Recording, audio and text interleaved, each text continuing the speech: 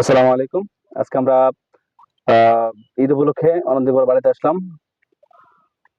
সবার সাথে দেখা হচ্ছে, মজা হচ্ছে। এখন সবচেয়ে বড় মজা হবে এখন আমরা সবাই মিলে, ছোট ভাই ব্রাদার সবাই মিলে ইফতার পার্টি করব। সেই ইফতার পার্টি করার জন্য আমরা সবাই আয়োজন করলাম যে শর্টকাট কি করা যায়। কি করা যায়? এখন রান্না বান্না করলে বিশাল ঝামেলা। আমরা প্রথম চাইছিলাম রান্না বান্না করার জন্য, দেখি রান্না বান্না একটু ঝামেলা, রান্না করতে ঝামেলা, বিভিন্ন ইয়া করতে ঝামেলা। তার জন্য আমরা রওনা দিলাম এইমাত্র সাসার, অলরেডি গাড়িতে আছি।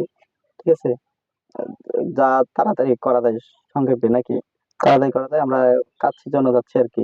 অলরেডি আমরা এখনো গাড়িতে আছি, সাসারের পথে রওনা দিছি। আমাদের কার্যক্রমটা শুরু হবে। আমরা জাস্ট এখন যাবো 3টা বাজে আমাদের আহ, যেগুলা কাচ্চি আনা সেগুলো নিয়ে আসবো। তারপরে আমাদের মূল কার্যক্রম থাকবে ইফতার। ইফতারের পর, ইফতারের পর ইফতারের সময় আর কি, ইফতারের পর আমাদের ফুল ভিডিও থাকবে কেমনে কি করতেছি না করতেছি।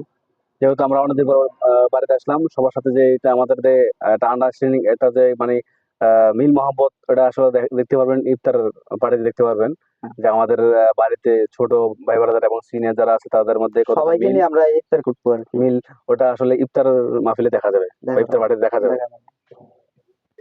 এই বলে আমাদের এখানে কার্যক্রম এতটুকুই সমাপ্তি।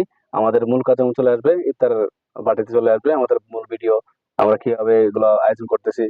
আর যারা আপনারা আসতে চান আসতে পারবেন ইনশাল্লাহ। সমস্যা নেই। আমাদের যারা সিনিয়র খাবারের ভাইয়েরা আছে, সুব্যবস্থা আছে, আপনারা আসতে পারবেন, সমস্যা নেই। যারা আমাদের সিনিয়র ভাইয়েরা আছে তারা অলরেডি যারা আছেন বাড়িতে তারা থাকতে পারবেন।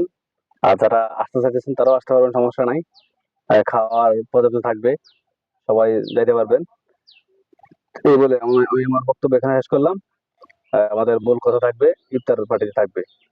ধন্যবাদ আলামিন ভাইকে, আলামিন ধন্যবাদ। ভাইয়ের সুন্দর বক্তব্য দেওয়ার জন্য।